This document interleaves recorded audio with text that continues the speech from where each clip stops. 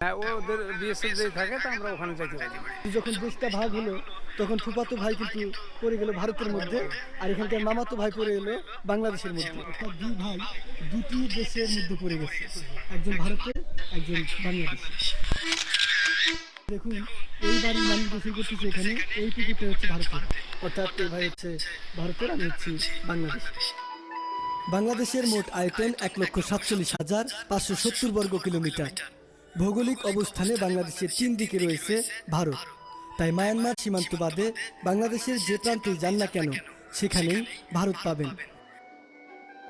আজকে আমি আপনাদেরকে বাংলাদেশের কুড়িগ্রাম জেলার ভুরুঙ্গামারী উপজেলার এমন এক সীমান্তবর্তী গ্রামে নিয়ে যাব, যে গ্রামে রক্তের সম্পর্কের মানুষগুলো পাশাপাশি বসবাস করে কিন্তু ভিন্ন দেশে, অর্থাৎ এক একজন বাংলাদেশে, এক একজন ভারতে। আসসালামু আলাইকুম এভরিওয়ান, আশা করি আপনারা সকলে ভালো আছেন। তো আমি আজকে